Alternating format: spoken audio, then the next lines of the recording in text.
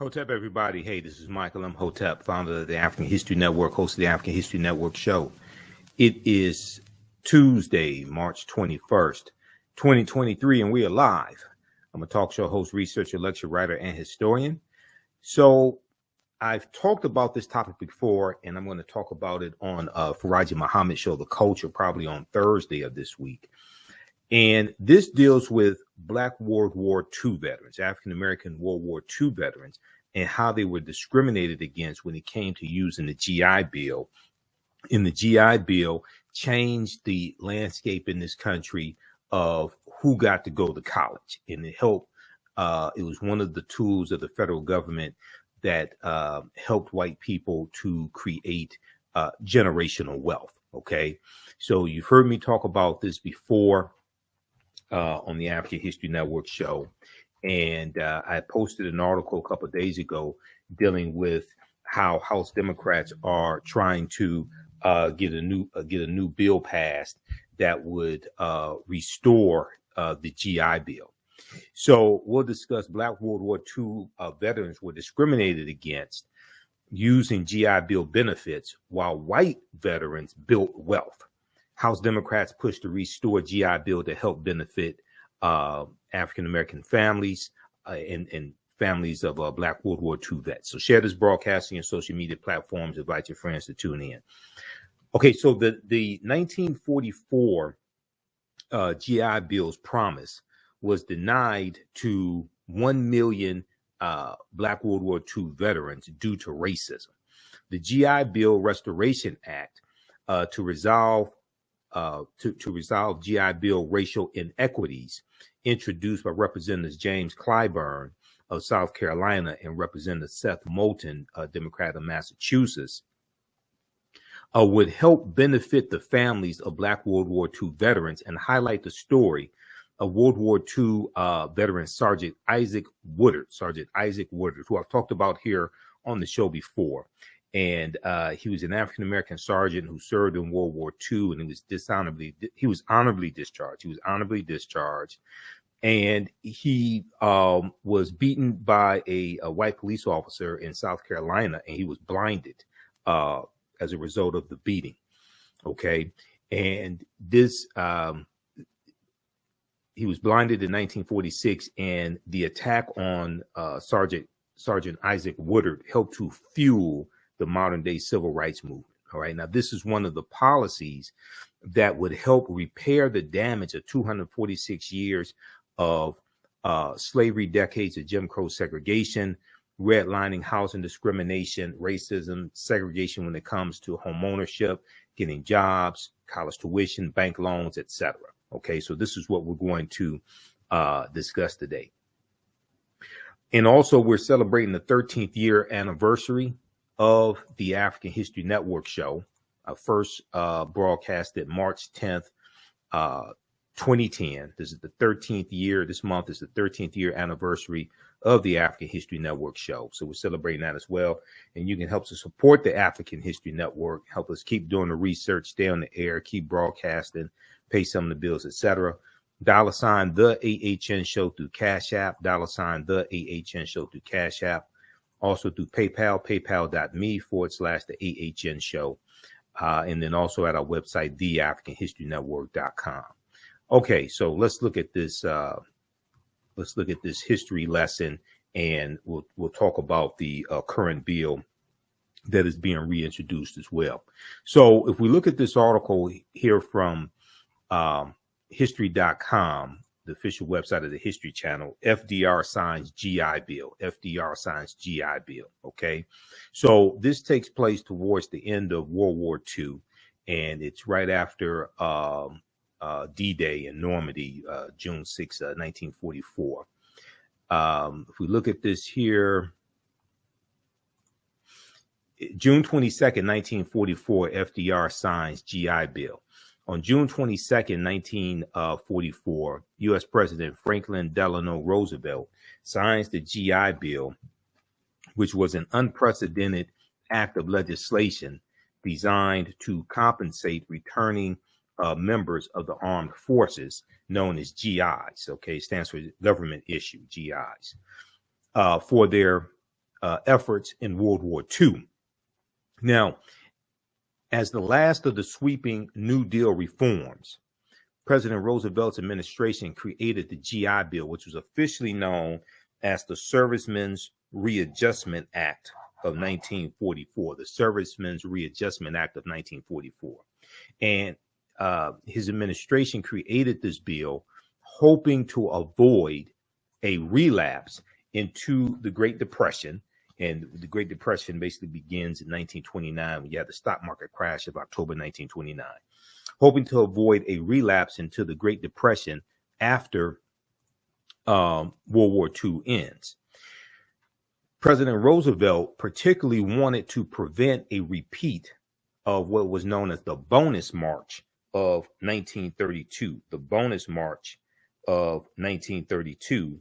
And this was a march when you had 20,000 unemployed veterans and their families who went to Washington, D.C. to protest. Okay, this was known as the Bonus March of 1932. So he wanted to avoid something like that happening again, and the embarrassment of something like that happening as well while World War II was taking place. So the American Legion, which was a veterans organization, successfully fought for many of the provisions included in the GI Bill, which gave returning servicemen access to unemployment compensation, low interest home and business loans, and most importantly, funding for education.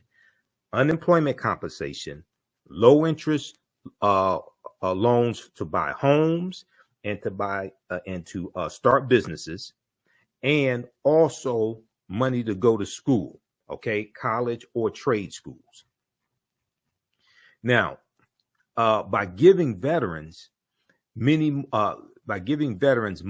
for tuition, living expenses, books, supplies, and equipment, the GI Bill effectively transformed higher education in America. And this changes, the GI Bill changes largely who gets to go to college, all right? And it helps create a lot of wealth and generational wealth for a lot of white families. Now, before World War II, okay, and the U.S. gets involved in World War II in 1941, December 1941, because of the attack on Pearl Harbor. Now, World War II actually begins September 1939 when Adolf Hitler invades Poland.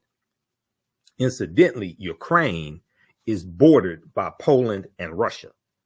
So Russia invading Ukraine is in the region where World War II started. So before the war, college had been an option for only 10 to 15% of young Americans, and university campuses had become known as a haven for the most privileged classes, Okay. Now, by 1947, vets made up half of the nation's college enrollment. Okay. So you're looking at basically like 2 years after World War II ends. Okay. Veterans make up half of the nation's college enrollment. Now, 3 years later, nearly 500,000 Americans graduated from college compared to 160,000 in 1939. So here we see government policy working to help people, working to help veterans, working to help their families, largely white people. Okay. So you have a lot of Republicans who say they're against socialism, but the GI Bill was funded by taxpayer dollars and funded by the government. Okay. But this is a type of socialistic program because you have many people contributing to pay for this who can't take advantage of the benefits. And this totally changes who gets to go to college. All right. So 1950, nearly 500,000 Americans graduate from college compared to only 160,000 graduating in 1939, basically before World War II starts.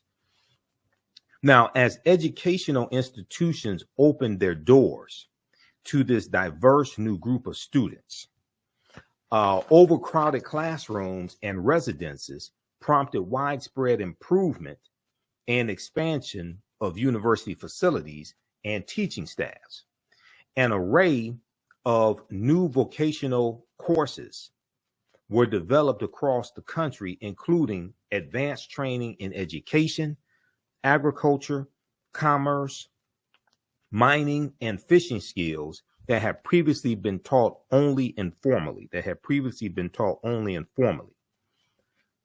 Now, the GI Bill became one of the major forces that drove economic expansion in America that lasted 30 years after World War II. And when we saw the HR 40 hearing in August of 2019, that's around the 400th year anniversary of August 20th, 1619, when those 20 and odd Africans came into Virginia on the White Lion pirate ship. When we saw the HR 40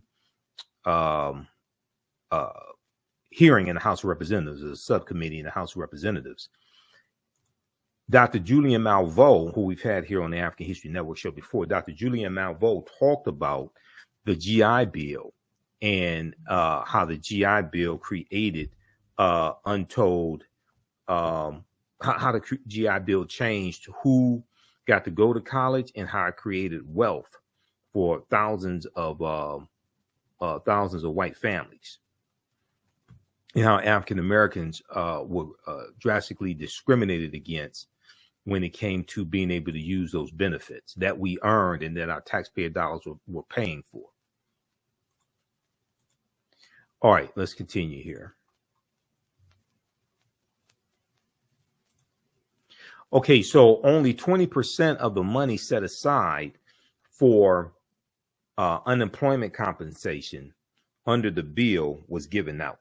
Okay, only 20% of the money set aside for unemployment compensation for the bill was given out, as most veterans found jobs or pursued higher education. Low interest home loans enabled millions of American families to move out of urban centers and buy or build homes outside the city, changing the face of the suburbs. So you have the baby boomer generation that's basically, 1945, 1946, basically started in 1946. World War II ends. The GIs come back home. They're starting families. They need to buy houses. Okay. And then you have the suburbs being formed. They're going to be allowed to put down 3% down on low interest loans to get to buy houses in the newly formed suburbs. And then you're also going to have the expressway system that's going to be built. And that comes from the U.S. Interstate Highway Acts of 1952 and 1956. And they're going to drive 41,000 miles of interstate highways all across the country. And that's going to run through about 1,600 African-American communities. Okay, and wipe out a lot of our homes, wipe out a lot of our businesses. We see that in the Fillmore district in San Francisco. Okay, 883 businesses wiped out, about 20,000 people displaced, and that they were largely African American. So there was an article that from InTheseTimes.com. Let me see if I can pull this up. InTheseTimes.com that dealt with Detroit's downfall, and it talked about the myth of Black misleadership. Detroit's downfall, the myth of Black misleadership. That's what the article was originally called. They changed the title of it to half a century after Detroit uprising, city still stranded by capitalism and federal government.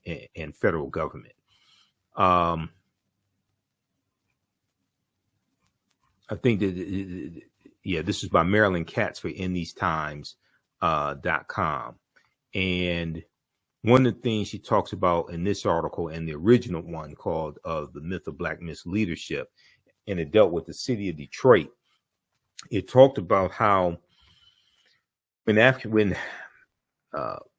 Coleman Alexander Young became mayor of Detroit in January 1974, and African-American mayors started taking over these other inner cities. The cities were on life support that were given to us and had a declining tax base. They were suffering from white flight, things of this nature. But they were the victim of federal government policies, So the name of this article, August 8th, 2013, a half century after Detroit uprising. They're talking about the Detroit Rebellion, 1967. Cities still stranded by capitalism and federal government. How federal policy and Big Otto drove black blight and white flight. How federal policy and Big Otto, the auto industry, General Motors, Ford, and Chrysler, drove black blight and white flight. This is from August 8th, 2013 by Marilyn Katz for InTheseTimes.com. And one of the things it talks about here is after World War II ends, okay? And they talk about the Great Migration fueled by a population explosion during the late 1930s and 1940s, when tanks and airplanes for America's war effort rolled off the assembly lines. Detroit's population grew from 1.5 million people in 1930 to 1.8 million in 1950. And during the same period, thousands more came for the relatively low-skilled but high-paying union-protected jobs at places like Ford, Chrysler, Packard, and GM. However, by August 1967, Detroit had already lost more than 300,000 residents, equal to the population loss each decade since then. Okay, so they go through, talk about the auto industry and pushing for some of these policies. And then they talk about this here. White workers, okay, in 1950, Detroit was a white-dominated city. By 1970, more whites lived in the suburbs than in the city of Detroit. While ignited by the movement of auto jobs to the suburbs, this mass white exodus was fueled by the federal government and its policies. This mass white exodus was fueled by the federal government and its policies. In 1949, Congress passed the Federal Housing Act. 1949, Congress passed the Federal Housing Act. For the first time, home ownership required only 3% down for an attractive low interest rate mortgage. The Federal Housing Act guidelines favored mortgages in the new suburban developments that were popping up to meet post-war demand, and actively discouraged their use in older inner city neighborhoods. Armed with the new Federal Housing Act product and Veteran Affairs loans, white workers moved with the companies to the suburbs, trading in their houses in what became a racially mixed city in the inner city for a suburban tract home in then virtually all white suburbs. Rather than congregate with others on the way to work in a streetcar, they drove past sprawling suburbs on the new highways,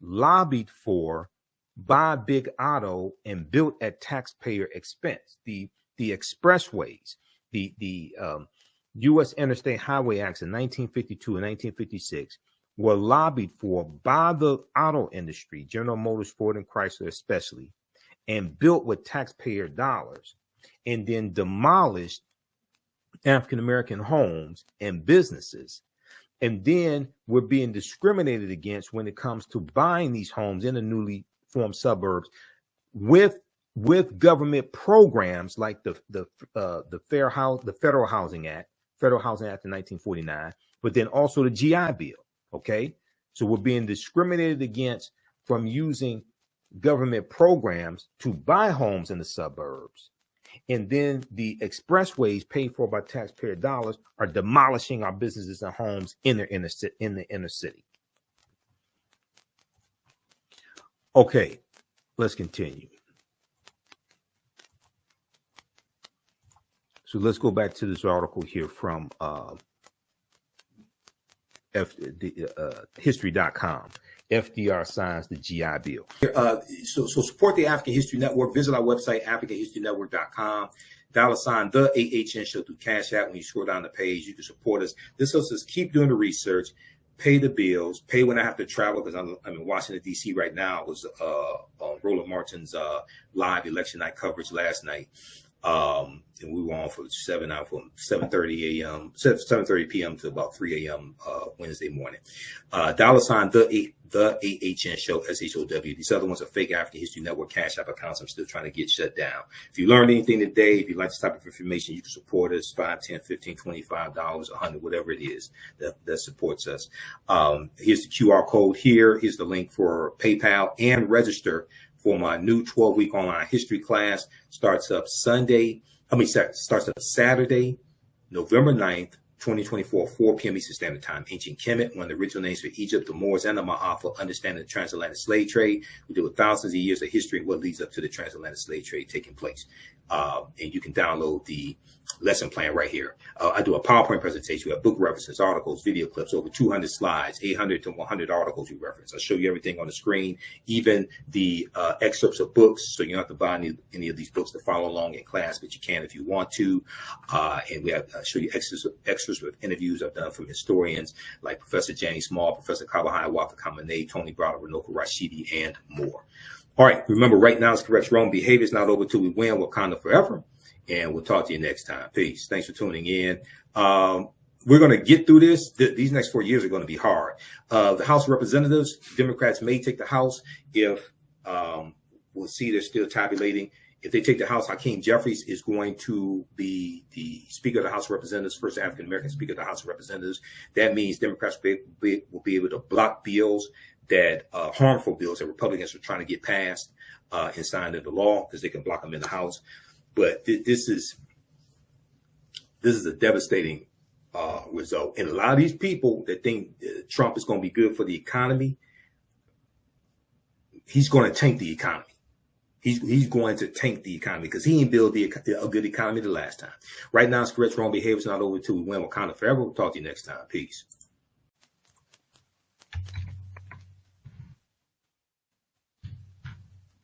All right, let's go back to, I want to go back to the article here dealing with the GI Bill.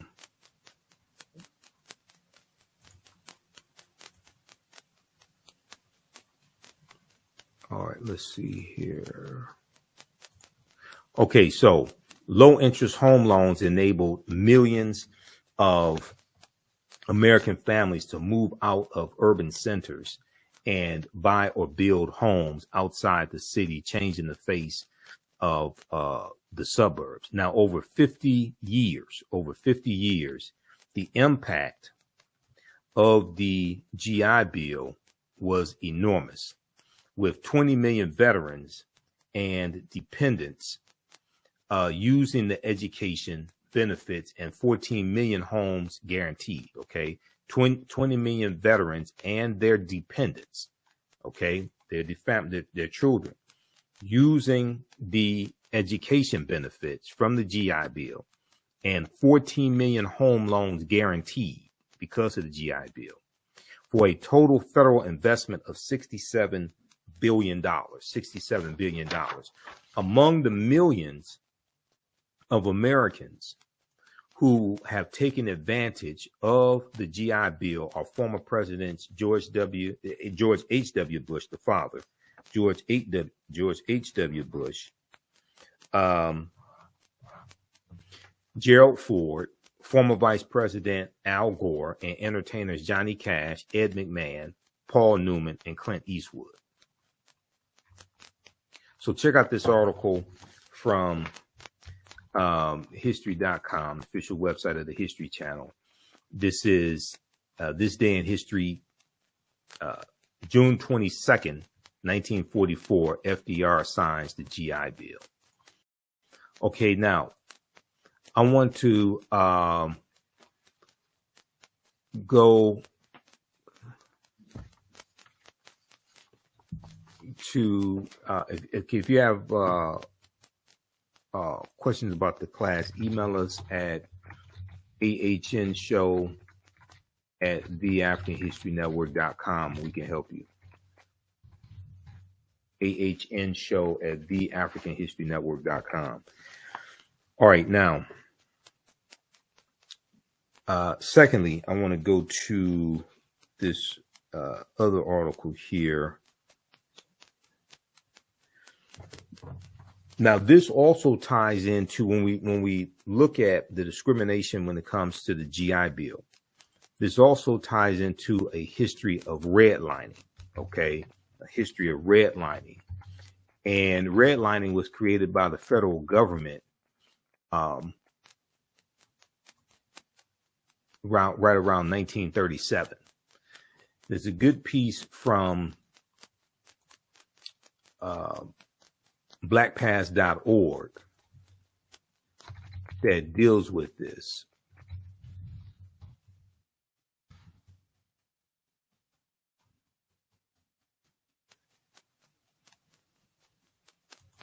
Let's see, let's pull up this piece from blackpast.org. And this deals with understanding government policy. So when we talk about repairing the damage of a legacy of 246 years of slavery, decades of Jim Crow segregation, redlining, housing discrimination when it comes to getting bank loans, home loans, funding to go to college, etc. You have to change those laws and policies that were put in place that discriminated against us. Just cutting the check doesn't address that, okay? Because those laws and policies that maldistributed wealth, power, and resources and continue to inflict harm, those policies will still be in place if you don't correct them. You have to correct those laws and policies that maldistributed the wealth, power, and resources. One of them is dealing with the GI Bill. Just giving cash payments doesn't address that harm, because the laws and policies will still be in place. And after you spend the money's gone, and you're still being hurt by those policies. That's why we have to have comprehensive reparations, okay? Not just cash payments. Cash payments can be part of overall comprehensive repairing of the damage, or restitution, or correcting structural inequities, because we need to take the term reparations out of the discussion and just focus on the policies that we need to the policies that we want in place. Just focus on that, as opposed to talking about reparations, because then reparations gets attacked because then it's associated with slavery and things like this. What we really should do is push the policies that we need to be in place to repair the damage and correct the harm that was done, and then deal with a history of those laws and policies. And you can trace that back to slavery, as opposed to the focus being on slavery. The focus should be on present day structural inequities and how to correct that, because that is a legacy of slavery. Okay, redlining, 1937. This is from blackpast.org. Redlining refers to a discriminatory pattern of disinvestment and obstructive lending practices that act as an impediment to home ownership among African Americans and other people of color. Okay, banks use the concept to deny loans to homeowners. Banks use the concept to deny loans to homeowners and would-be homeowners who lived in these neighborhoods. This in turn resulted in neighborhood economic decline, and withholding and the withholding of services or their provision at an exceptionally high cost. The origin of the term redlining stems from the policies developed by the Homeowners Loan Corporation, which is a government program. The Homeowners Loan Corporation, created in 1933 by the President Franklin Delano Roosevelt administration to reduce home foreclosures, during the Great Depression, and then institutionalized by the 1937 U.S. Housing Act, which established the Federal Housing Association, FHA, the Federal Housing Association. Now, federal housing agencies, including the Homeowners Loan Corporation and the Federal Housing Association, determined whether areas were deemed unfit for investments by banks, insurance companies, savings and loan associations, and other financial companies. The areas were physically demarcated with red shaping on a map. Okay, they drew red lines around areas in the inner city where African Americans live. Okay, and green lines around out in the suburbs. In contrast, zones which were to receive preferential lending status were marked in green shading, and intermediate areas in blue shading. Often these decisions were arbitrarily based on the area's racial composition, rather than the income levels. While the practice was almost universal before 1968, the Civil Rights Act passed that year, which is the Fair Housing Act of 1968, which was as a result of the modern day civil rights movement. The Civil Rights Act passed that year theoretically outlawed redlining. Okay, but it's going to take another 20 years before it's really enforced. Nonetheless, its impact was felt long after that date. In a series of Pulitzer Prize winning articles, which appeared in 1988 under the title The Color of Money, the Atlanta Journal-Constitution reporter Bill Dedman, D-E-D-M-E-N, described how Atlanta, Georgia banks still discriminated by the racial designation of neighborhoods, how Atlanta, Georgia banks still discriminated by racial designation of neighborhoods. His article illustrated how these banks were nearly twice as likely to lend to homeowners and prospective home buyers in low-income white neighborhoods as compared to affluent African-American areas, okay? Banks were nearly twice as likely to lend to homeowners and prospective buyers in low-income white neighborhoods as compared to affluent African-American areas. As a consequence of redlining, government program, originally, neighborhoods that local banks deemed unfit for investment were left undeveloped or in disrepair. Attempts to improve these neighborhoods with even relatively small business scale ventures were commonly obstructed by financial institutions that continued to label the underwriting as too risky or simply rejected them outright. When existing businesses collapsed, new ones were not allowed to replace them, often leaving entire blocks empty and crumbling. Consequently, African Americans in those neighborhoods were frequently limited in their access to banking, healthcare, retail merchandise, and even groceries.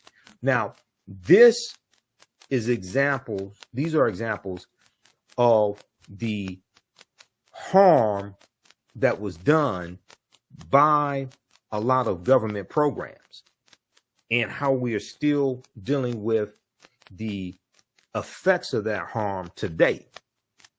So when we talk about repairing the damage of these laws and policies and how it still shows up in structural inequities today, this is what we're talking about. So it was laws and policies that put us in this predicament. It's going to be laws and policies that take us out of this predicament, as one of my teachers, Dr. Claude Anderson, correctly states. You have to understand the history of how all this was shaped. This is after slavery ends. And the GI Bill is one of the most significant pieces of government legislation that helped create those structural inequities. Okay, one notable exception to this, and still is the proliferation of liquor stores and bars, which seemingly transcended the area's stigma of financial risk. Redlining also led to an appreciable dearth or lack of employment opportunities in these neighborhoods, as prospective small-scale employers were disinclined to locate there. Crime often followed in the wake of these declining neighborhoods, making further investment less likely. These developments created a cycle which seemingly justified the initial redlining practices. Okay, so check this piece out here from blackpast.org called Redlining, 1937. Give some background history on redlining. Okay, and this came from the U.S. federal government. All right, now, then also we can look at this piece, this other piece here. This is from National Public Radio, NPR.org, A Forgotten History of How the U.S. Government Segregated America. A Forgotten History, hold on, let me pull this up. A Forgotten History of How the U.S. Government segregated America.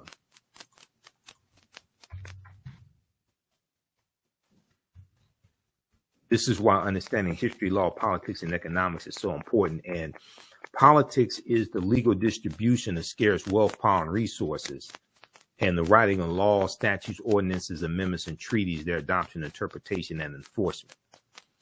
Okay. Politics is the legal distribution of scarce wealth, power, and resources, and the writing of laws, statutes, ordinances, amendments, and treaties, their adoption, interpretation, and enforcement. You know, politics influences every aspect of our life.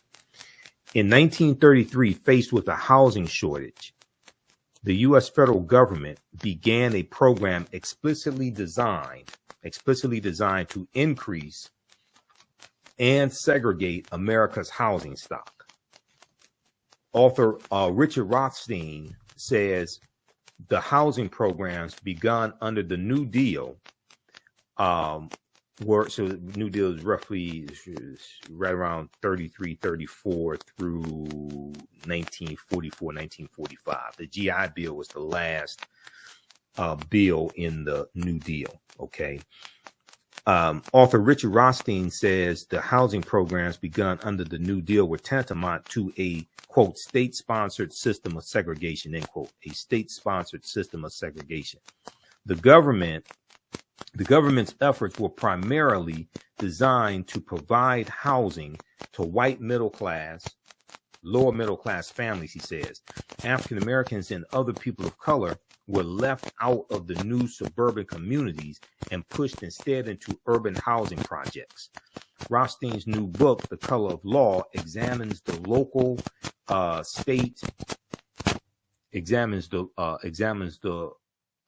local, state, and federal housing policies, that mandated segregation.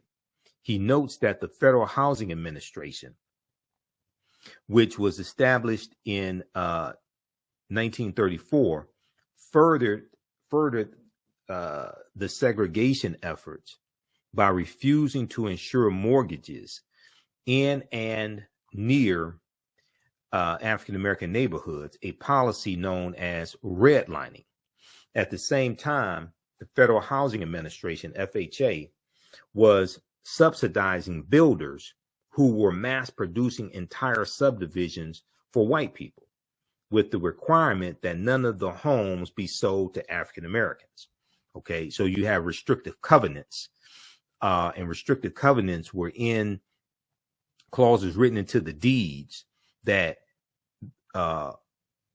these homes could only be sold to white people. They could not be sold to African Americans. These were restrictive covenants. Now they're going to be made illegal. Restricted covenants are going to be made illegal by the Fair Housing Act of 1968. But you still have homes today that have those clauses in their deeds. Okay, so read the rest of this article here. A forgotten history of how the U.S. government segregated America. So this is all dealing with laws and policies. Okay. So this is why you have to understand history, politics, law, and economics when we talk about repairing the damage from these laws and policies. All right. How's everybody doing? Give us a thumbs up, give us a heart, give us a like on this broadcast. If you like this type of information, also, you can support the African History Network. $ the AHN show through Cash App, $ the AHN show through Cash App, also through PayPal, paypal.me/the AHN show. So we definitely need your help as well. And we are celebrating the 13th year anniversary of me broadcasting the African History Network show. So I first started March 10th, 2010. So this is our 13th year anniversary month.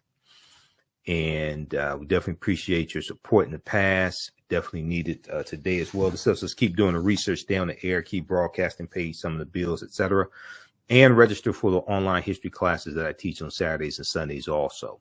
Ancient Kemet, the Moors, and the Ma'afa, understanding the transatlantic slave trade, what they didn't teach you in school, and Black resistance movements from the Haitian Revolution, U.S. Civil War, Civil Rights Movement, and Black Power movement.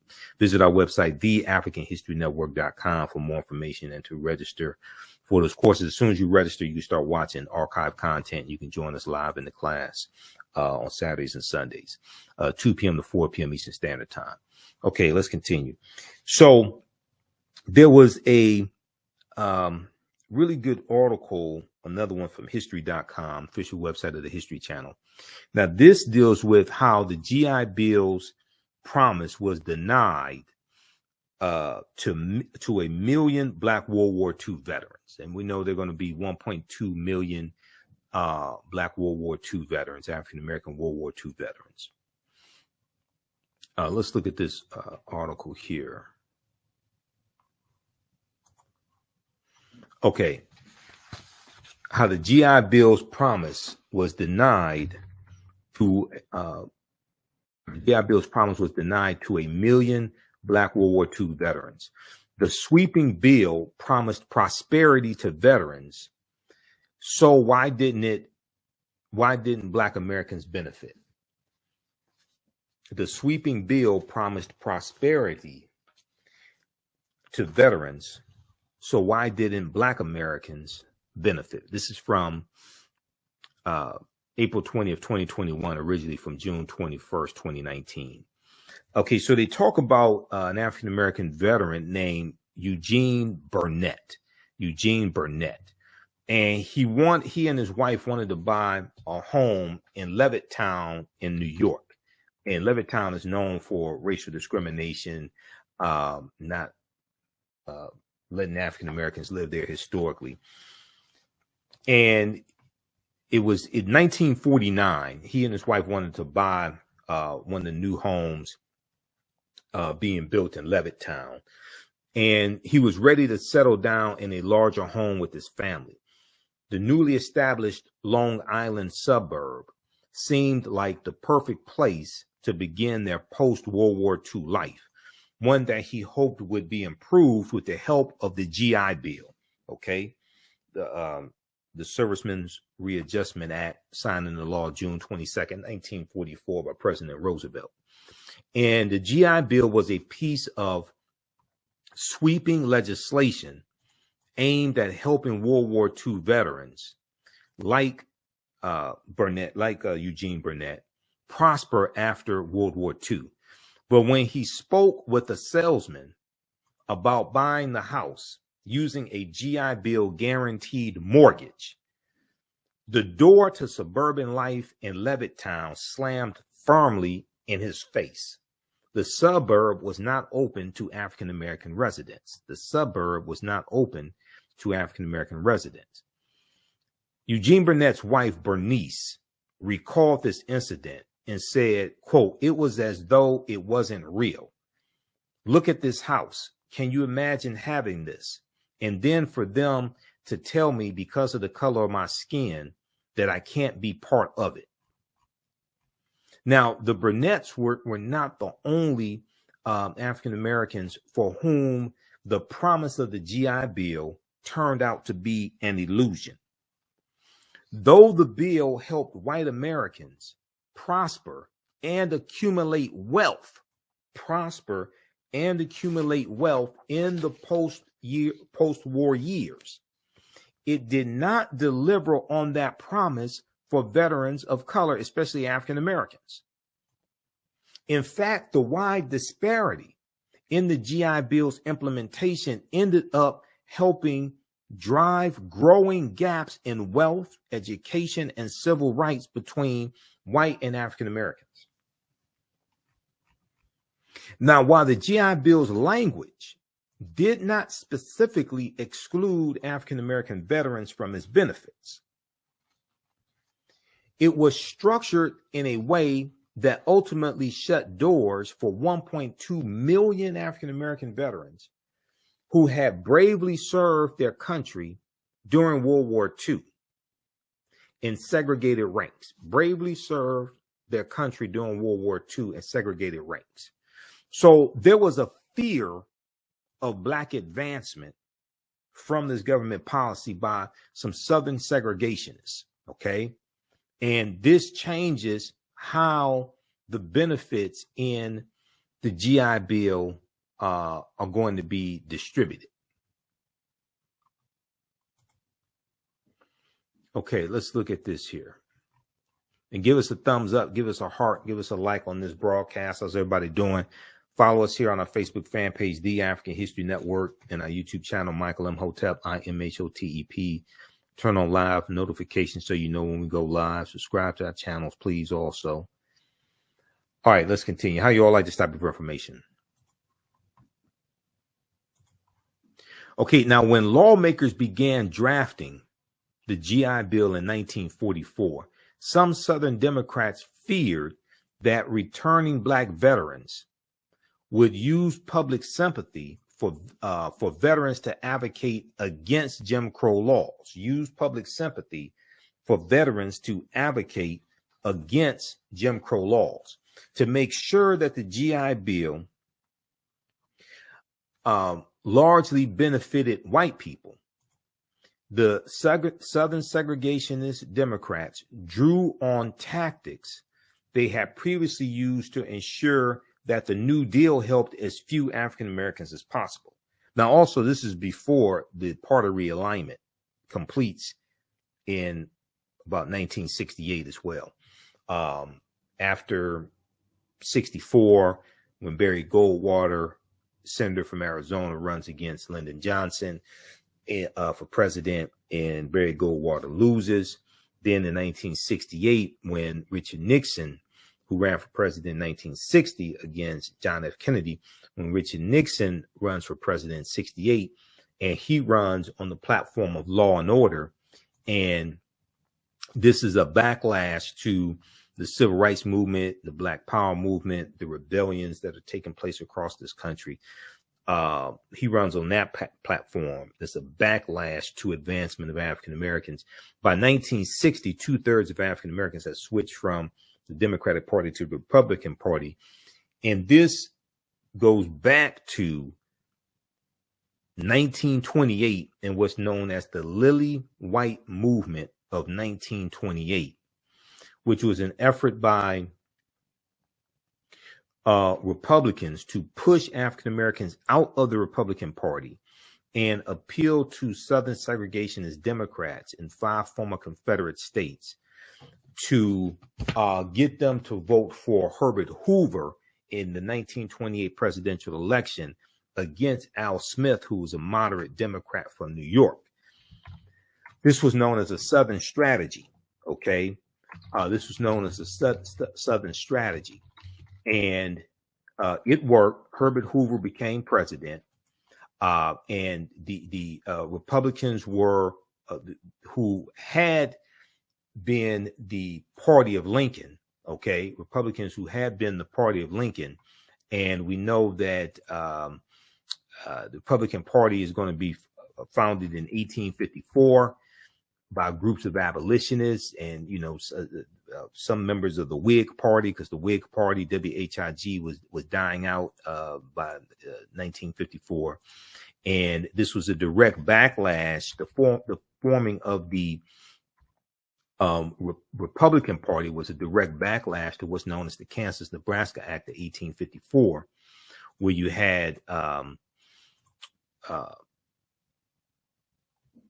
Kansas-Nebraska Act left up to those people living in Kansas and Nebraska, the new states of Kansas and Nebraska, left up to them to determine whether or not they had slavery, as opposed to it being dictated to them by the federal government. So it was a congressional law that allowed for the westward expansion of slavery, which infuriated a lot of abolitionists. And this caused a backlash, and the Republican Party is going to be formed by groups of abolitionists to push for the abolition of slavery and be a counter to the Democratic Party at the time, which was heavy in the South. This piece here from house.gov, history.house.gov, and house.gov is the official website of the U.S. House of Representatives. This piece right here on party realignment, this deals with the realignment of the political parties, not just the Democratic Party, but also the Republican Party. And that goes back to the Lily White movement in 1928. And it deals with the rise of the Ku Klux Klan in the 1920s and how Republicans were increasingly ignoring the concerns of African Americans and trying to push us out of the Republican Party. And then over time, we started going over to the Democratic Party because we saw them as being more receptive to our needs. And generally speaking, they were more receptive to our needs, even though we were leery of them. And over time, more of us started going over to the Democratic Party. And this talks about the Lily White movement in 1928 and the effort of the Republicans to get Herbert Hoover elected as president. Okay, so that's what that's where that goes to. It wasn't because of the Civil Rights Act of 1964 and the Voting Rights Act of 1968 or the Voting Rights Act of 1965. That's not why African Americans switched from the Republican Party to the Democratic Party.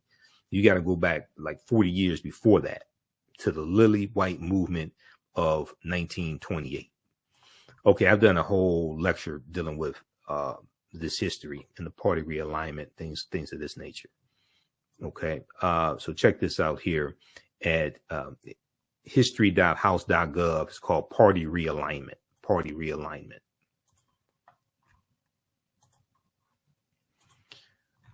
All right, let's continue.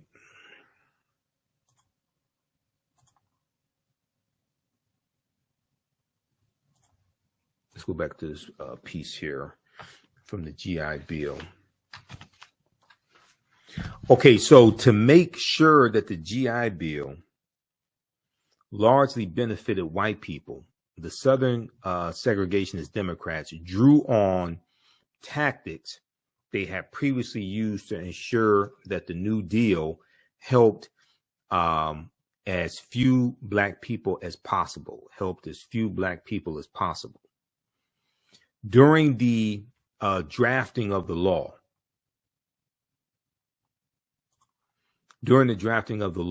the chair of the House Veterans Committee, Mississippi Congressman John Rankin, who was a virulent racist, Mississippi Congressman John Rankin, he was a Southern segregationist Democrat and a virulent racist. Okay, and you had the Northern Democrats who were, generally speaking, more moderate. Then you had the Southern segregationist Democrats, also known as Dixiecrats. Okay, many of them. And then 1947. So, for instance, 1947, 48 presidential election, the Democratic Party, generally speaking, they ran on a more pro-civil rights agenda. You had Strom Thurmond, who was a Southern segregationist Democrat, who ran as a Dixiecrat for president also. Okay, he lost, thank God. He lost. But because of this, and then you deal with President Harry Truman, and President Harry Truman desegregating the armed forces in 1946. Okay, we'll talk about that because that came after Sergeant Isaac Woodard was beaten by a police officer. World War II veteran Sergeant Isaac Woodard was beaten by a police officer, and he was blinded in the attack by a police officer, a white police officer. So during the drafting of the GI Bill, the chair of the House Veterans Committee, Mississippi Congressman John Rankin, played hardball and insisted that the program be administered by individual states instead of the federal government. Okay, he insisted that the program be administered by individual states instead of the federal government. Mississippi Congressman John Rankin got his way. Rankin was known for his virulent racism. He defended segregation, opposed interracial marriage, and had even proposed legislation to confine, then deport every person with Japanese heritage during World War II. Okay, so we know that took place about 1942, 1945, 46 or so. Right in that period of time during World War II. Yeah. So, well, they said 1941, December 7, 1941 to June 30 of 1946.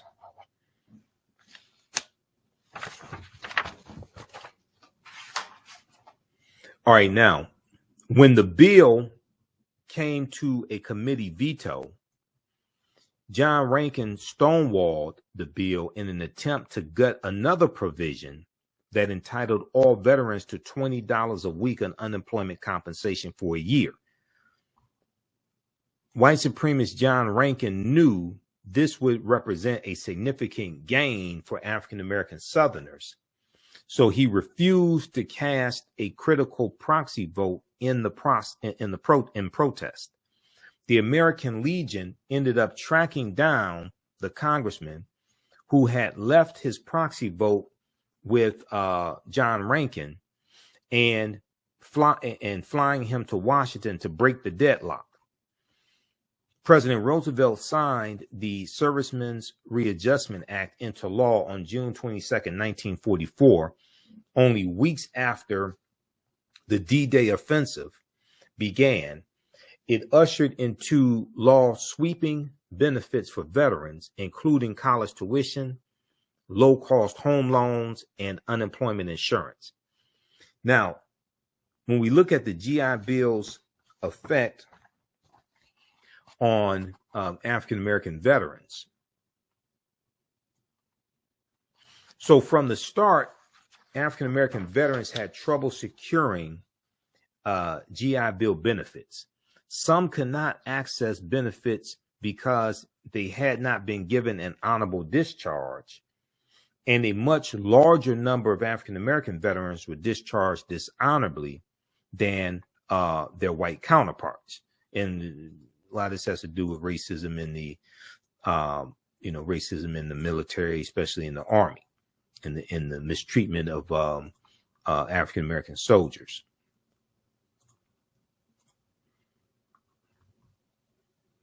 All right, let's continue. And a much larger number of Black veterans were discharged dishonorably than white counterparts. Now, veterans who would qualify could not find facilities that delivered on the bill's promise. Like for education facilities. Black veterans in vocational training program at a segregated high school in Indianapolis were unable to participate in activities related to plumbing, electricity, and printing because adequate equipment was only available to white students. Okay, Black veterans in a vocational training program at a segregated high school in Indianapolis were unable to participate in activities related to plumbing, electricity, and printing because adequate equipment was only available to white students. So this gets into getting beyond just the bill, but the capacity of institutions to be able to fulfill what the bill offers, to have the equipment, to have the capacity, to have the number of classrooms, to have the number of professors or teachers, to be able to handle the influx of students coming in. It's one thing to have a bill that says we're going to allow this amount of funding to go to school, things like that. That's good. But the institutions also have to have the capacity to be able to handle the influx of students that are coming because of the bill. That requires more funding.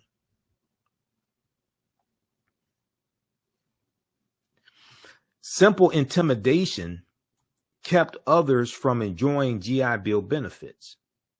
In 1947, for example, a crowd hurled rocks at African American veterans as they moved into a Chicago housing development. Okay, a crowd hurled rocks at Black veterans as they moved into a Chicago housing development. Thousands of Black veterans were attacked in the years following World War II, and some were singled out and lynched. Though John Rankin,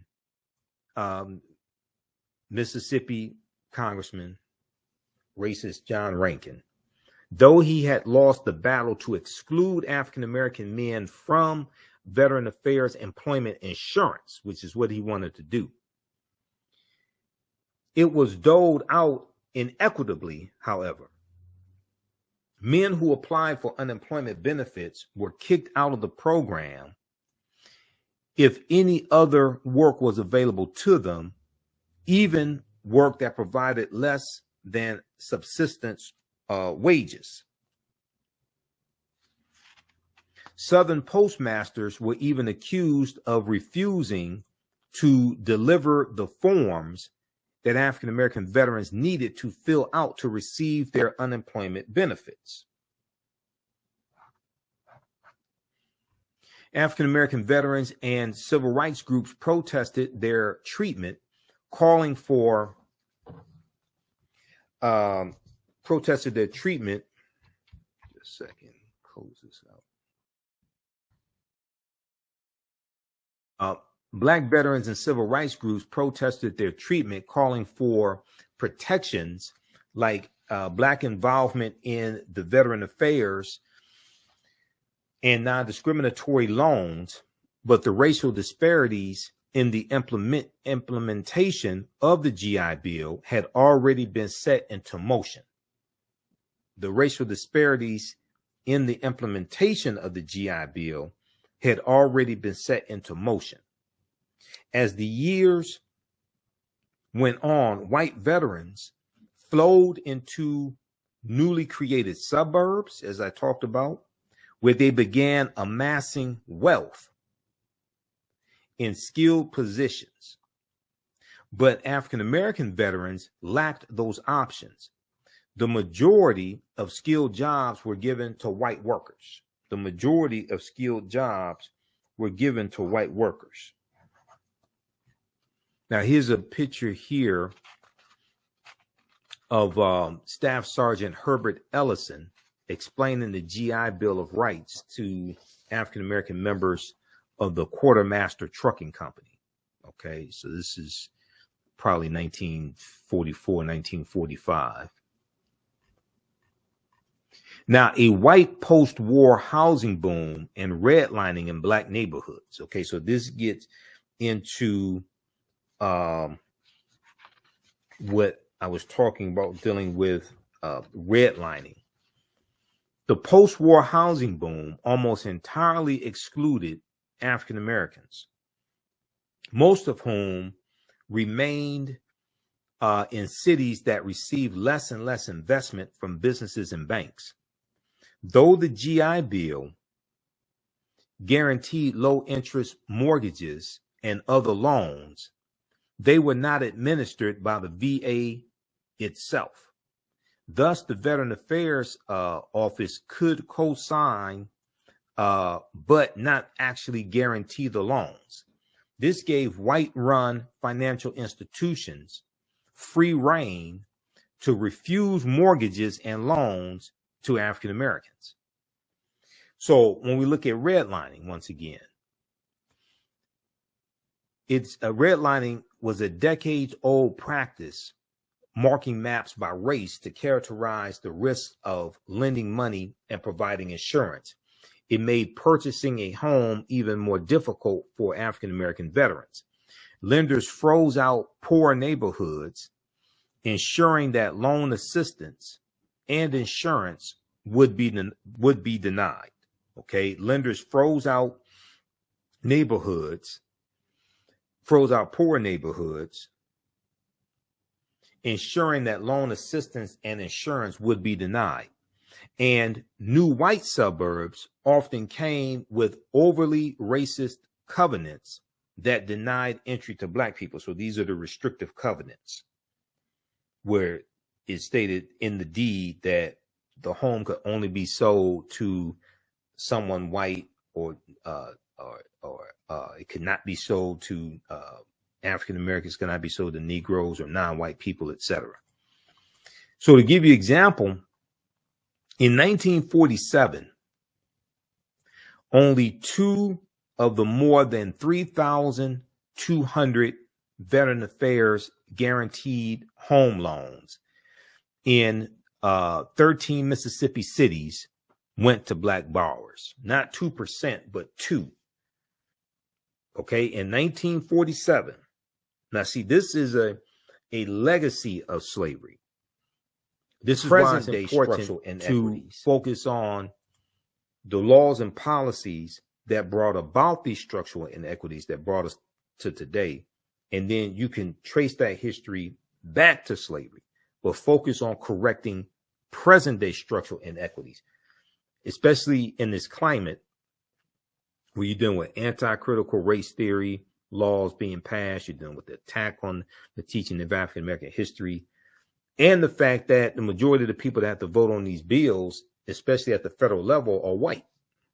And in the Senate, you need 60 votes in the Senate. So even with 51 Democrats, you still need 9 Republicans to vote for any of these bills, unless they qualify for the budget reconciliation process, which requires then a simple majority, which is just 51.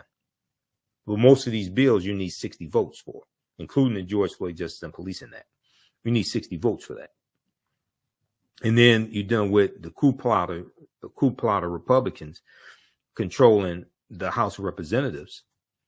Okay. And you only have 212 Democrats in the House, basically 212. So you need 6 Republicans to vote for any bill to get it passed in the House. If all the Democrats vote for a bill, you're going to need 6 Republicans to vote for it. And you're going to need,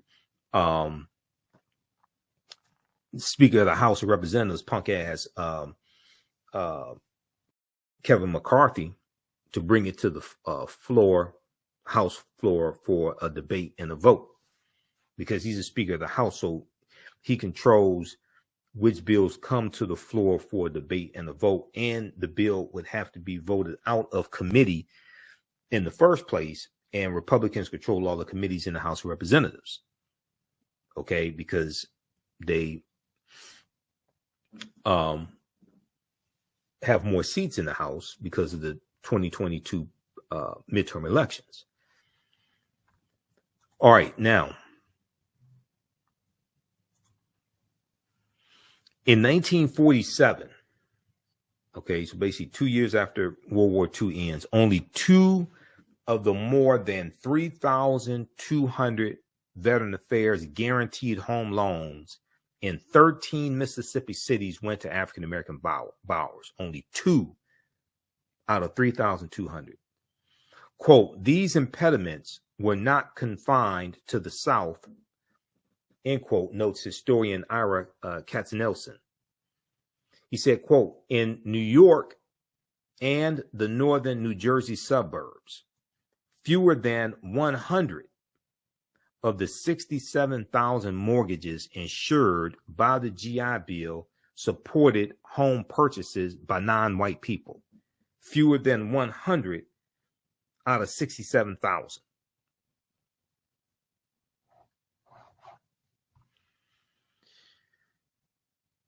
So there was a failure to receive GI Bill education benefits also, not just getting loans to buy homes or loans to start businesses, but also education benefits. Now, African-American veterans, in search of the education they have been guaranteed, fared no better. Many Black men returned home from the war, didn't even try to take advantage of the bill's education benefits. They could not afford to spend time in school instead of working. But those who did were at a considerable disadvantage compared to their white counterparts. Those who did were at a considerable disadvantage compared to their white counterparts. Public education provided poor preparation for African American students, and many of them lacked much educational attainment at all due to poverty and social pressures. As veteran applications flooded universities, African American students often found themselves left out. Northern universities dragged their feet when it came to admitting Black students, and Southern colleges barred African American students entirely. And the Veteran Affairs Office itself encouraged African American veterans to apply for vocational training instead of university admission, and arbitrarily denied educational benefits to some students.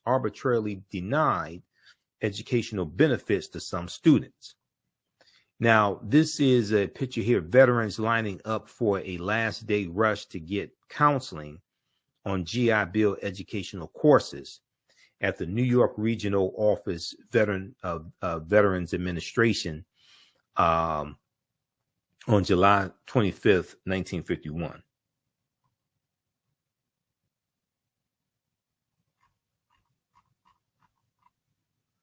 Now, those students who did try to attend college found doors closed at every turn. A full 95% of Black veterans were shunted off to Black colleges, institutions that were underfunded and overwhelmed by the influx of new students. Most were unaccredited, and with a mass influx in applicants, they had to turn away tens of thousands of veterans because they didn't have the capacity. This goes to capacity building. A lot of the HBCUs back at this time did not have the capacity to handle the huge influx of the increase of African American students coming in, and who were being discriminated against because they couldn't go to a lot of white institutions in the South. Okay, the ones who were fortunate enough to be able to get some type of funding to go to school, the HBCUs didn't have the capacity to handle those numbers. Quote, though Congress granted all soldiers the same benefits theoretically, writes historian Hillary Herbold, Herbold, quote, the segregationist principles of almost every institution of higher learning effectively disbarred a huge proportion of Black veterans from earning a college degree. Now, the GI Bill of 1944 is one of the main pieces of legislation after slavery that's cited as largely contributing to the racial wealth gap. Now, the original GI Bill ended in July 1956. By that time, nearly 8 million World War II veterans had received education or training, and 4.3 million home loans were handed out, worth $33 billion. Okay, nearly by 1956, nearly 8 million World War II veterans had received education or training, and 4.3 million home loans went out to World War II veterans, worth $33 billion, okay, had been handed out. But most African-American veterans have been left behind. As employment, college attendance, and wealth surged for whites, disparities with their African-American counterparts not only continued, but widened. Disparities with their African-American counterparts not only continued, but widened. There was historian Ira Katz-Nelson says there was no greater instrument for widening an already huge racial gap in post-war America than the GI Bill. Now, today, a stark wealth gap between African-American and white Americans persists. The median income for white households in 2019, this is median income, not net worth. Median income for white households in 2019, $76,057, according to the U.S. Census, and for African-American households, $46,073. Okay. Now, when you look at net worth, median household net worth, is like for 2019, it was like 17,000 for African-American households and about 170,000 for white households. That's median net worth, not average net worth. Median is a statistical measure where 50% of the population is below that point and 50% is above that point. Check out this article here from history.com, official website of the History Channel, how the GI Bill's promise was denied to 1 million Black World War II veterans. Okay, that's at history.com. Okay, so when we look at, and you have a bill that's being reintroduced by Representative James Clyburn and Representative Seth Moulton to address this issue, okay, and help the families or family members of World War II veterans, okay, and try to help repair some of this damage. There's an article from thegrio.com, and I mentioned it briefly on the African History Network show this past Sunday. We'll probably talk about it on Faraji Muhammad's show, Culture, this week, probably on Thursday. I should be on Thursday. They had technical difficulties. Was going to be today, but he was having technical difficulties, so I wasn't on the show today. They didn't broadcast at all today. Let's look at this here. How's everybody doing? How you all like this type of information? We have Vanessa, we have Tony watching, LaShonda. Give us a thumbs up, give us a heart, give us a like on this broadcast. Also, we're celebrating the 13th year anniversary of the African History Network show, of me broadcasting the African History Network show. First started March 10th, 2010. And you can support us in our work as well as we continue to educate, empower, and inspire people of African descent throughout the diaspora and around the world, because right now it's correct wrong behavior. You can support us at $ the AHN show through Cash App and through PayPal, paypal.me/the AHN show, or visit our website, theafricanhistorynetwork.com, theafricanhistorynetwork.com, because we have the information on the homepage of our website. We have the links there.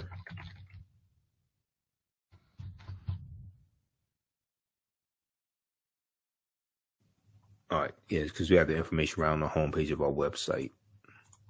Okay, let's continue here.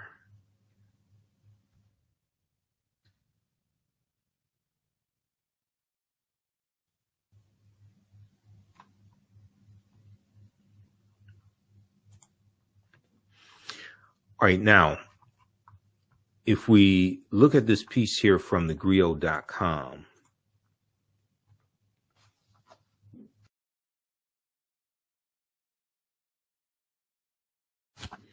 House Democrats reintroduce GI Bill to help Black veterans and descendants receive overdue benefits. This is from March 3rd, 2023 by my girl Ashley Banks.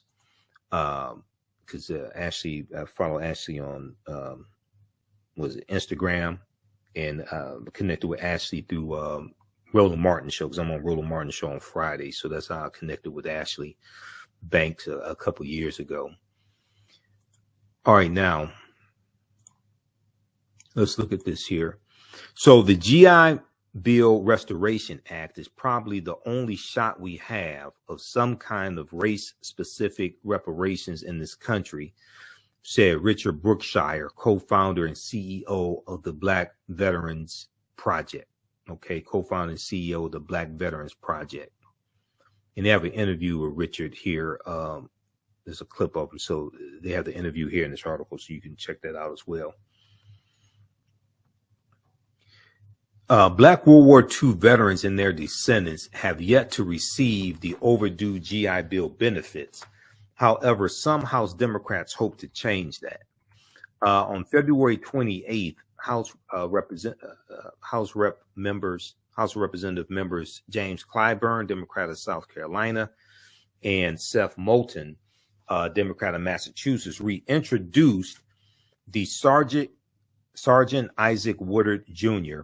and Sergeant Joseph H. Maddox GI Bill Restoration Act in an effort to seek justice for veterans and their descendants who are owed numerous benefits.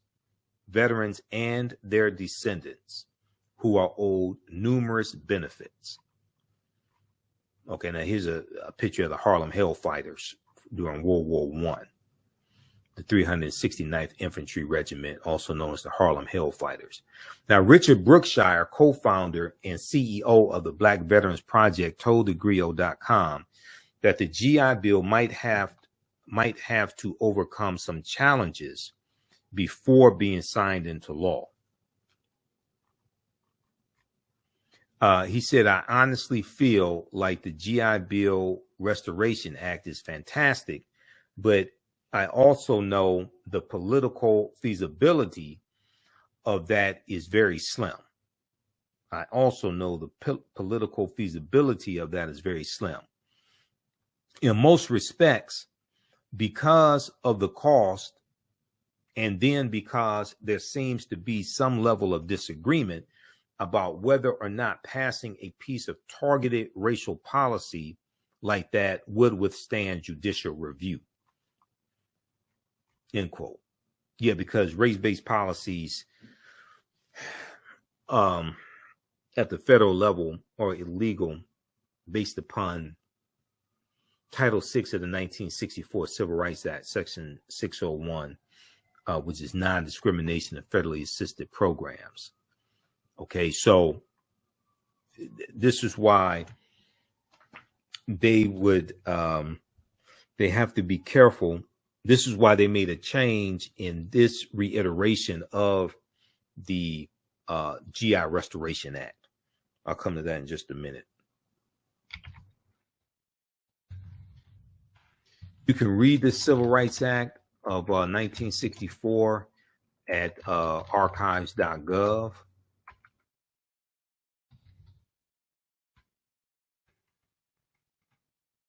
See, archives.gov, which is the U.S. National Archives,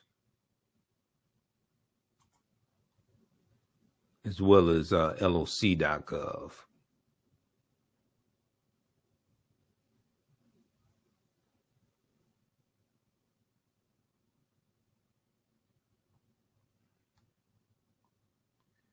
Let me see, where is that? Okay, that's Civil Rights Act of 1964. And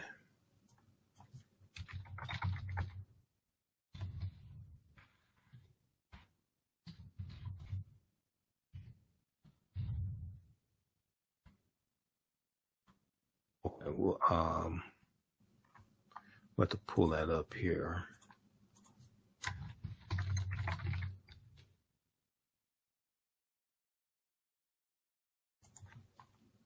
The second word, U.S. Department of Labor. Yeah, U.S. National Archives. This should be it right here.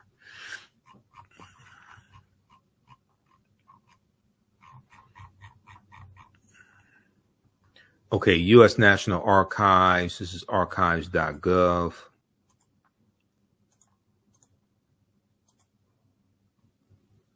Civil Rights Act 1964. Okay. U.S. National Archives, and we want to go to Title VI.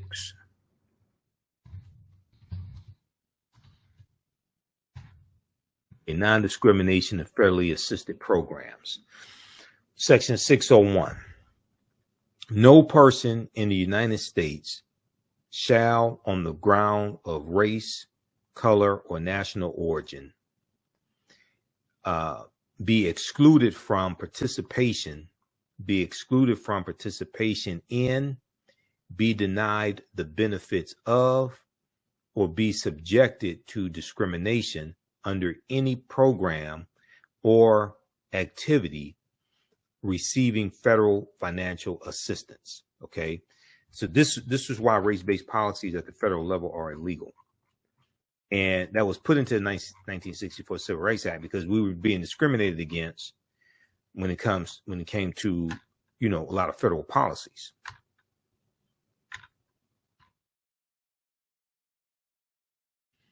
That's Title VI of the 1964 Civil Rights Act, non-discrimination and federally assisted programs. That's Section 601. So you can check that out at archives.gov. Okay, let's continue here.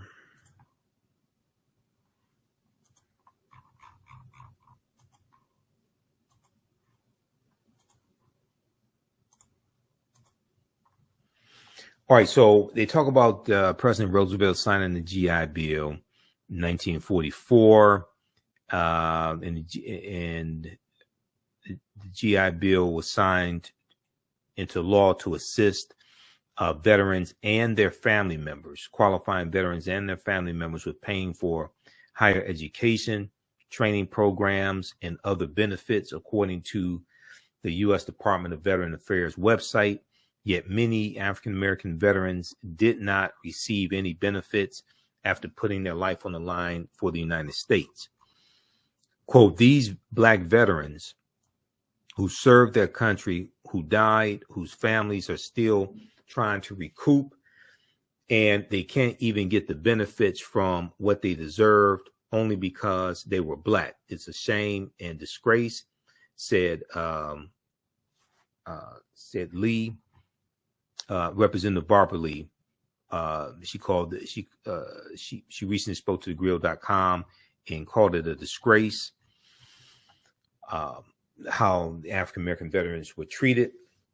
She said the Black veterans who served their country, who died, whose families are still trying to recoup, they can't even get the benefits from what they deserved only because they were Black. It's a shame and a disgrace. She's also running for a U.S. Senate in California in the 2024 election. Now, this latest measure was named after Sergeant Isaac Woodard and Sergeant Maddox to honor the two black sergeants who faced discrimination in the U.S. after serving in World War II. On February 12, 1946, just hours after being honorably discharged from the United States Army, a South Carolina police officer violently assaulted 26-year-old Isaac Woodard and left him permanently blind.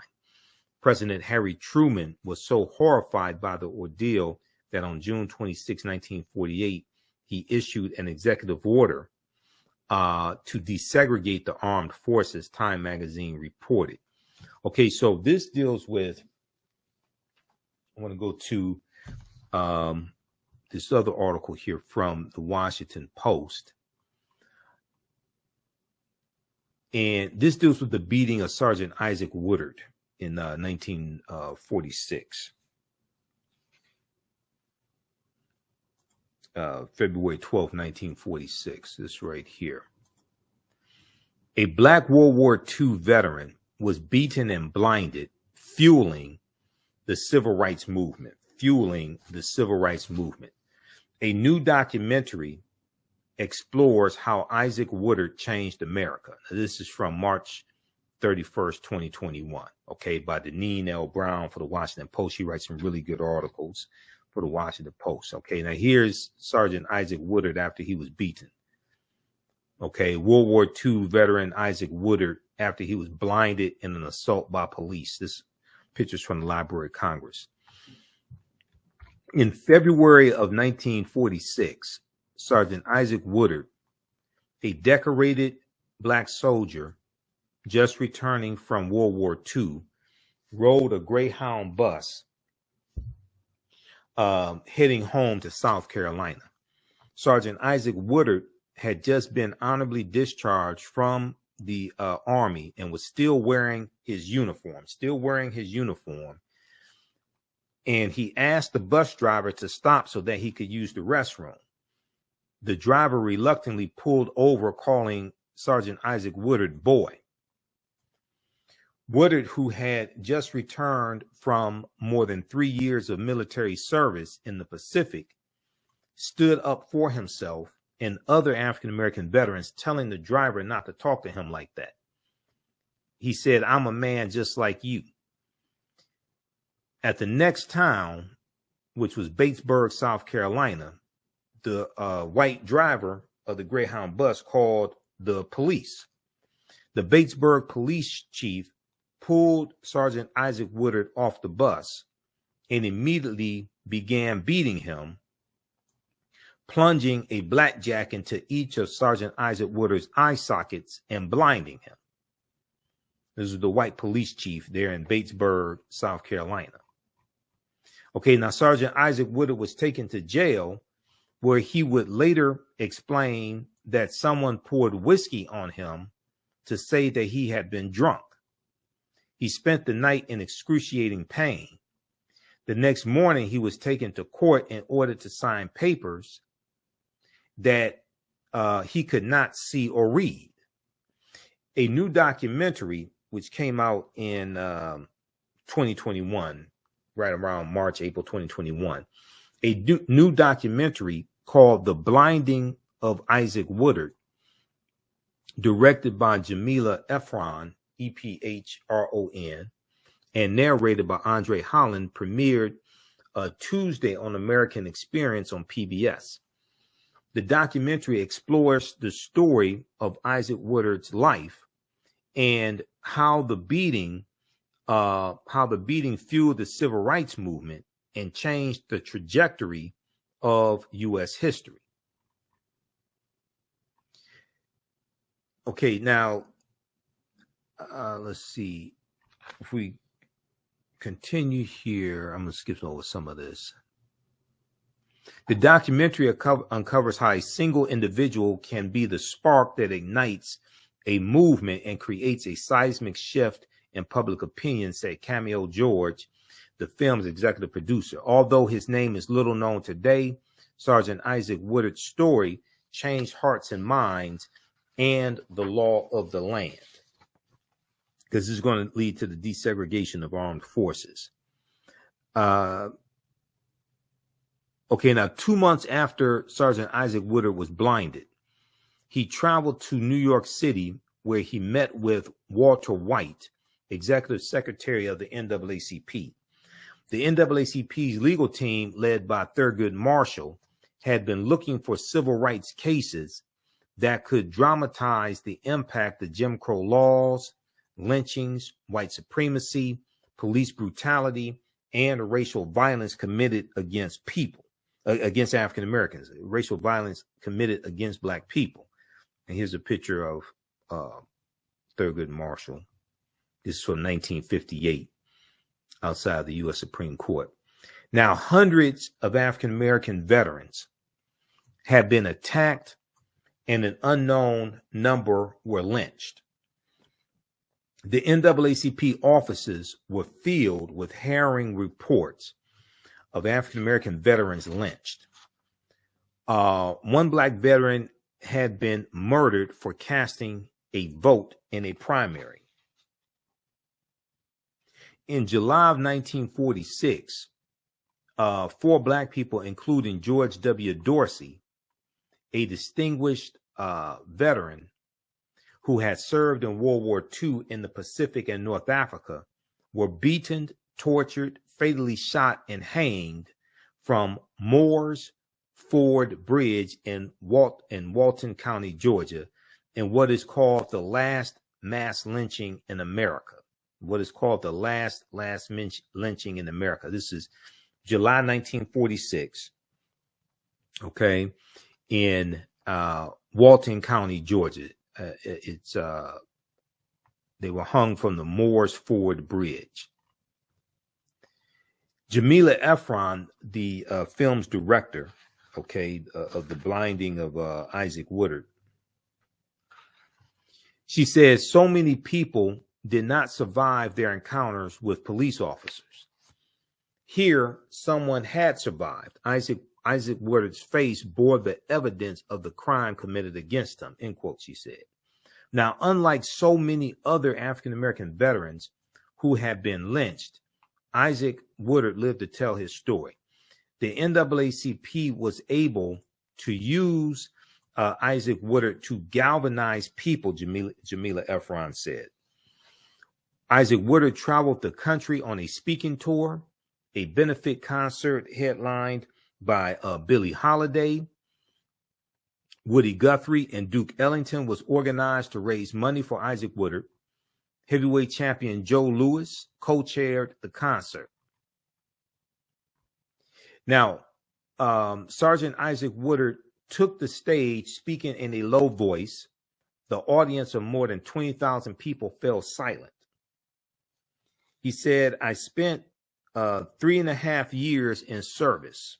I spent 3.5 years in service of my country and thought I would be treated as a man when I returned to my country. But that was a mistake, he said. Now, Sergeant Isaac Woodard's story resonated. More than 900,000 African-American men fought in World War II. It's about 1.2 million fought in World War II. Most of them returned home to the South carrying themselves with dignity of having fought for their country, hoping they would be treated with respect. Instead, many were attacked simply for wearing their uniforms.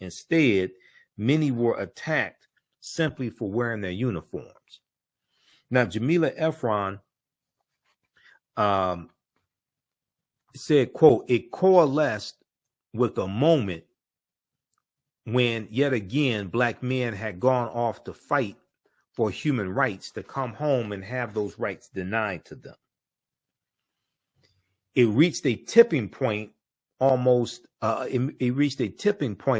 Black veterans and Black communities that enough was enough. Now, the NAACP asked actor Orson Welles to use his weekly radio show to highlight the brutal attack on Isaac Woodard. Week after week, Orson Welles pounded at the question, who was the officer who beat and blinded Woodard? Orson Welles asked for help in identifying the town where Isaac Woodard was beaten and the name of the officer. Quote unquote, Officer X, Orson Welles announced, I'm talking to you. You are going to be uncovered. Now, within days, the NAACP received a letter from an African-American soldier who wrote that he was on the bus when Sergeant Isaac Woodard was pulled off. The letter writer identified the town where the beating occurred as Batesburg, South Carolina. Orson Welles announced, Officer X, we know your name now. Officer X, we know your name now. Now, here's Isaac Woodard applying for maximum disability benefits, and his mother stands to his right.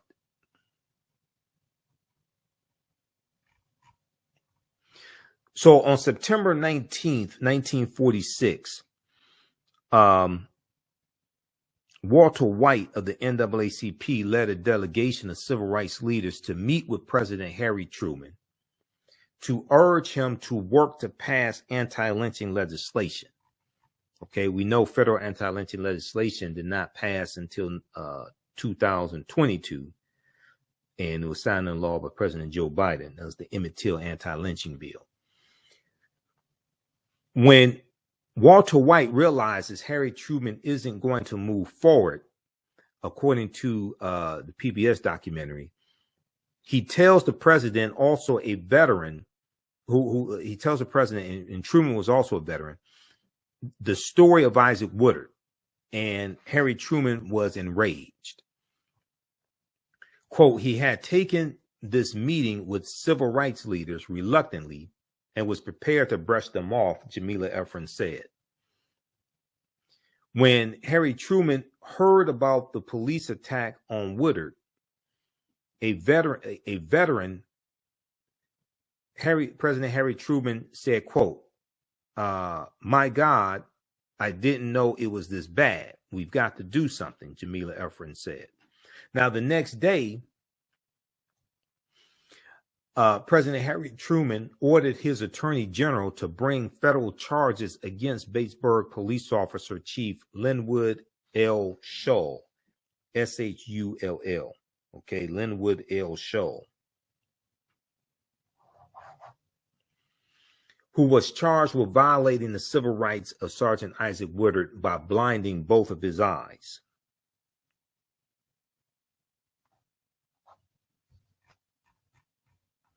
Now, a month later, on November 5th, 1946, Police Chief Linwood L. Shull, his trial began in Columbia, South Carolina. The trial was presided over by Judge Waities, W-A-T-I-E-S, Waring, the son of a Confederate soldier. Okay, Judge J. Waities Waring, W-A-R-I-N-G. He was the son of a Confederate soldier. During the trial, and South Carolina is where the Civil War started also, by the way, April 12, 1861. Now, during the trial, Isaac Woodard testified that he was pulled off of the interstate bus on the night of February 13th, 1946 in Batesburg, South Carolina. Shull was waiting for him at this bus door, he said, and struck him before he could say anything, according to a 1946 United Press news article. Quote, two war veterans, a Negro and a white, who were discharged at Augusta the same day as Isaac Woodard and rode on the bus with him, testified that the Negro was not drunk and had not created a disturbance. The all-white jury deliberated only 15 minutes before acquitting Police Chief Linwood L. Shaw. Okay, can you believe that? This is South Carolina. Racist South Carolina in 1946. They deliberated for 15 minutes before acquitting the white police chief. Quote, Judge Waring and his wife are appalled at the blatant miscarriage of justice. According to PBS, Waring would devote the rest of his career to the fight against racism. The Warings become the targets of threats and violence. Now, on December 5th, 1946, a month after the trial ended, President Harry Truman signed an executive order creating the President's Committee on Civil Rights. On June 28, 1947, President Harry Truman accepted the invitation from the NAACP's Walter White to speak at the organization's annual convention. Okay. He said there's no justifiable reason for discrimination because of ancestry or religion or race or color. He said we cannot any longer await the growth of a will to action in the slowest state of the most backward community. Our national government must show the way, end quote. Now, a month later, on July 26, 1946, President Harry Truman signed executive orders 9980 and 9981, racially integrating the U.S. military and the federal government workforce.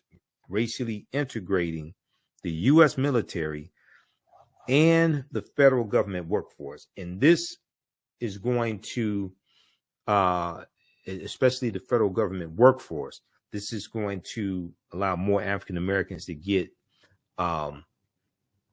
employed in the federal government and create more upward mobility, especially in subsequent years, like after going to the 50s and then the 60s and the modern day civil rights movement, etc. So that was as a result of Sergeant Isaac Woodard's beating and blinding. And it was President Harry S. Truman who signed those executive orders. Okay, now,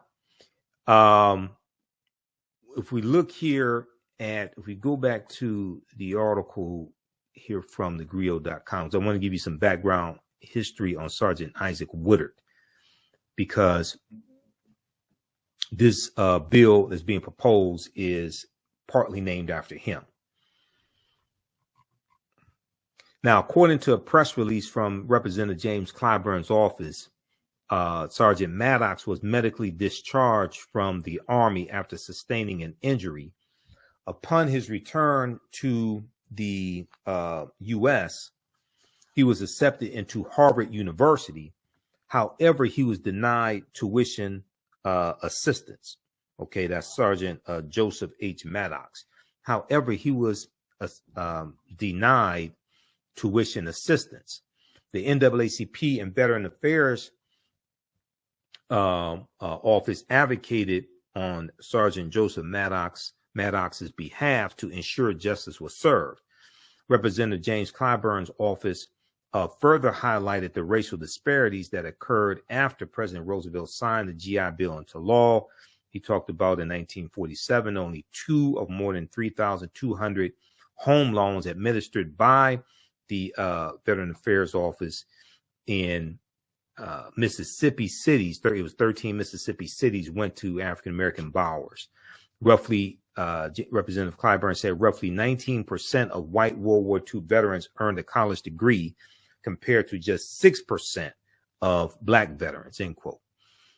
And then he said black veterans sacrificed for this country because they believed in the promise of justice and equity for all.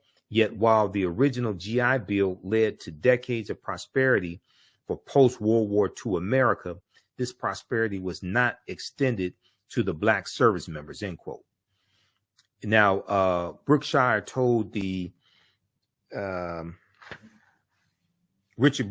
told thegrio.com that other discriminatory practices, such as redlining, also contributed to widening the racial wealth gap between African Americans and white veterans. Okay, let's see. Let's go to.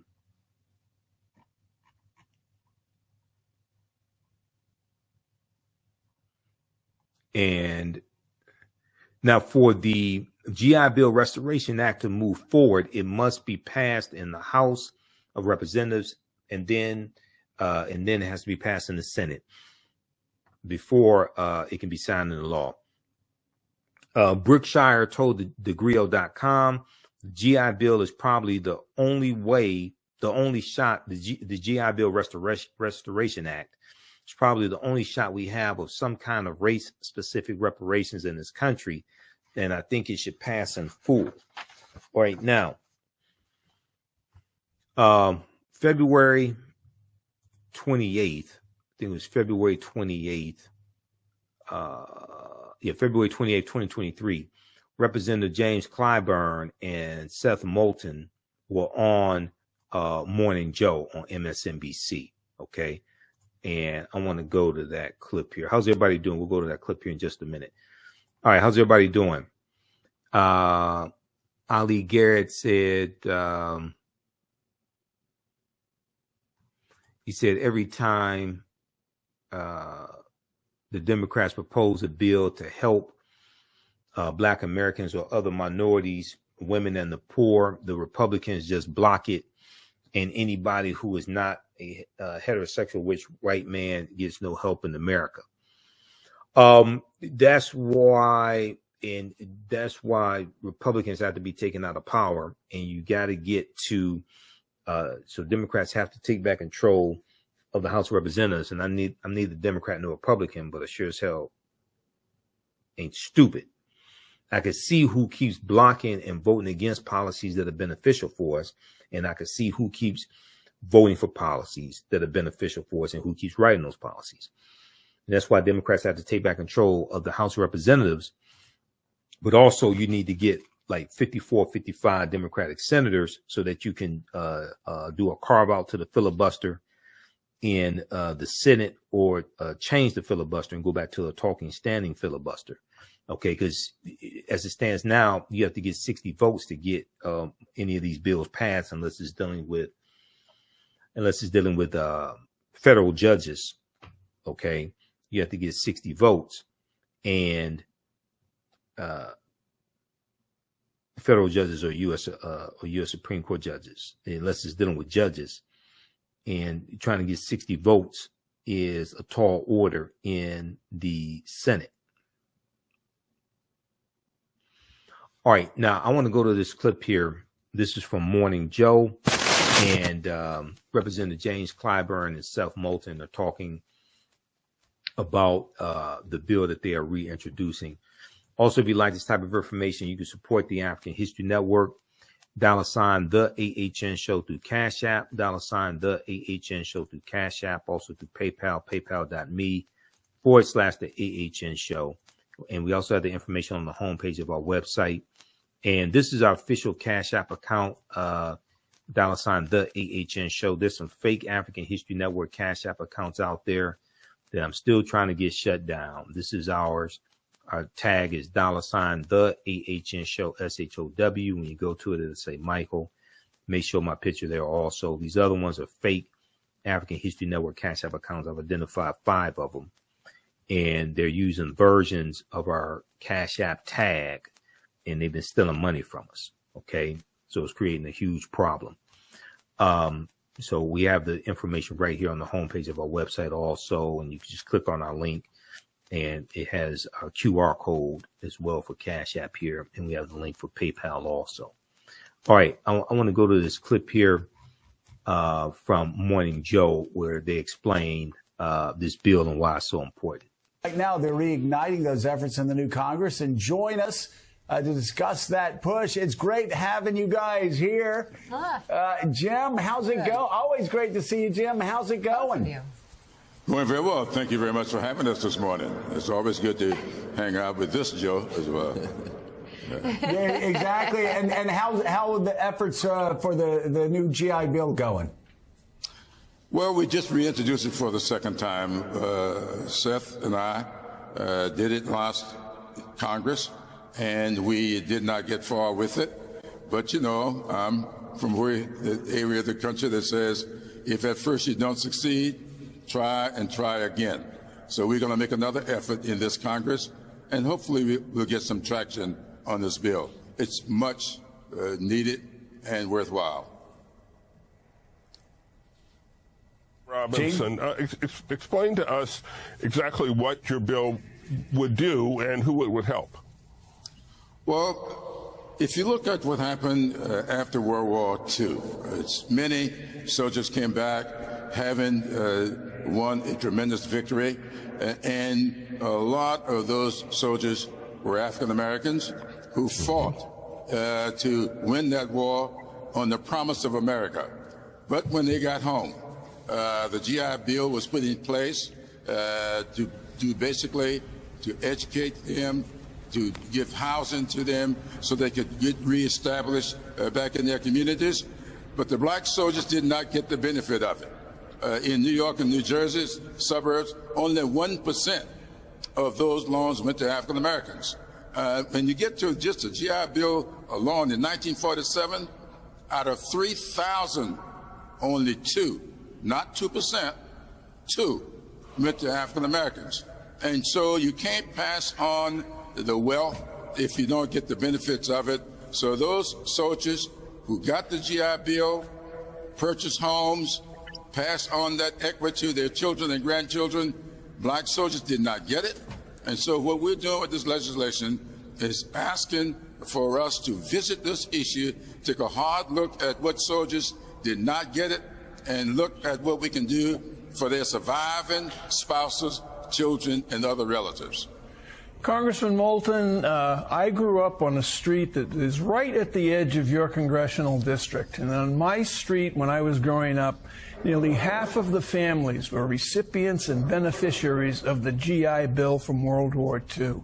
So my question to you, and with Congressman Clyburn there as well, my question to both of you, but start with you, Congressman Moulton, what can we do to publicize, to make known more widely the fact of those benefits of the GI Bill that can be accrued now to people who have been fighting our wars for nearly 20 straight years?